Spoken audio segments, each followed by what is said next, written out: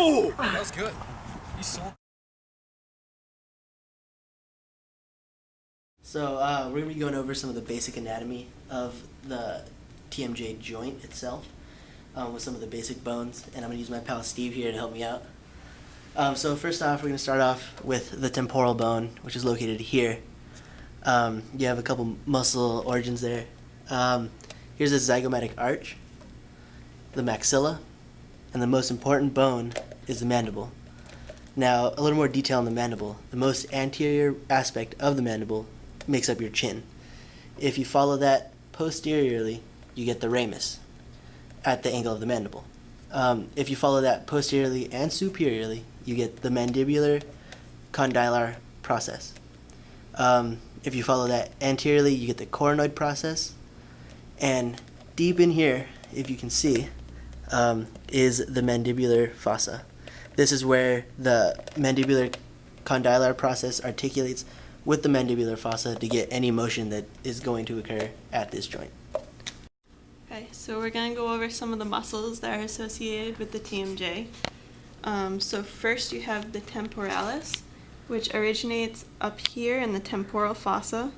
And it's going to insert on the anterior portion of the mandibular ramus, which is right here, and the coronoid process right here.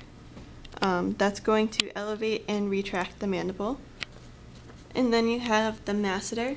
It originates on the zygomatic arch and inserts on the lateral side of the mandibular ramus right here. That's going to elevate and protract the mandible. And then you have two pterygoid muscles, the lateral and the medial. The lateral pterygoid originates on the lateral side of the pterygoid plate, which is on the sphenoid bone in here. And that's going to come down and insert on the condylar process of the mandible right here. That's going to protract and depress the mandible. And then you have your medial pterygoid that originates on the medial side of the pterygoid gland, also on the sphenoid bone. That's going to be right in here, that red dot. And that's going to insert on the medial side of the mandible, which is in here, the blue part. Okay, and that is going to protract and elevate the mandible. All of these muscles are innervated by the same nerve, which is the mandibular division of the trigeminal nerve. Just fix you. Smile.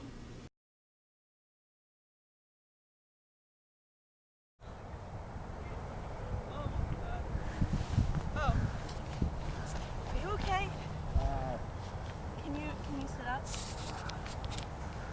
Oh, what happened? I hit the chin of the ball. Okay. Are you okay to stand up? Yeah. Get you off the field?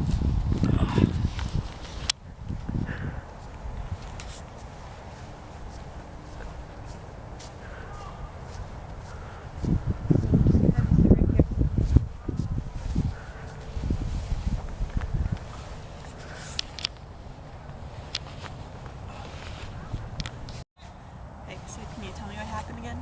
I got hit in the chin with the wall. Okay. Does it hurt? Yeah. When does it hurt? All the time. Just continuous pain. Okay. Has it happened before? No. Can you move it at all? Very little.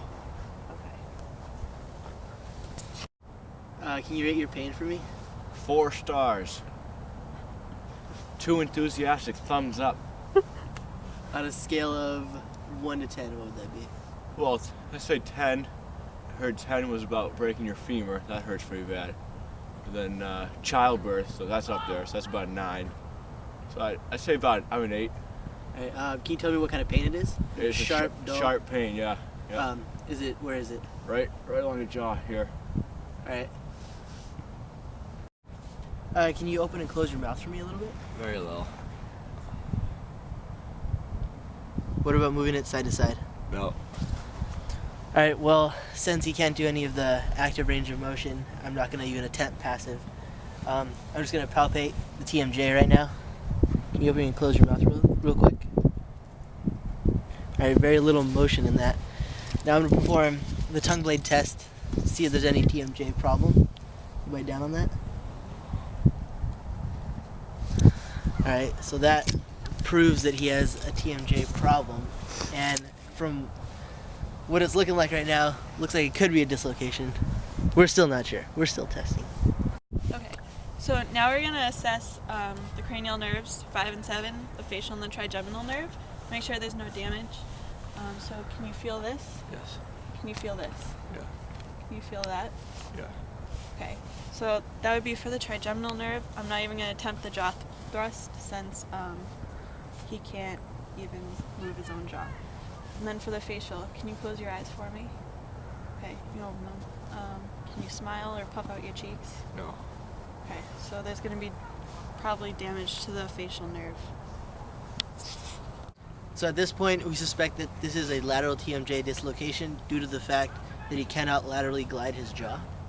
So what we're going to be doing is we are going to be activating EMS, and I will be splinting him to get him ready for when they arrive.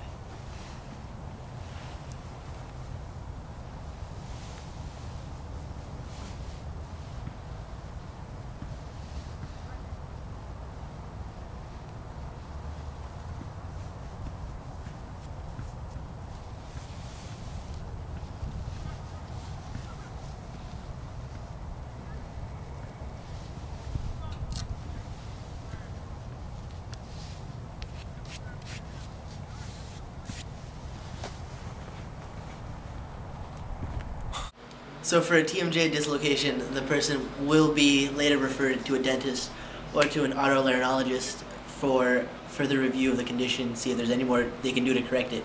And we will also need to get x-rays taken of the injury in order to see what is really going on.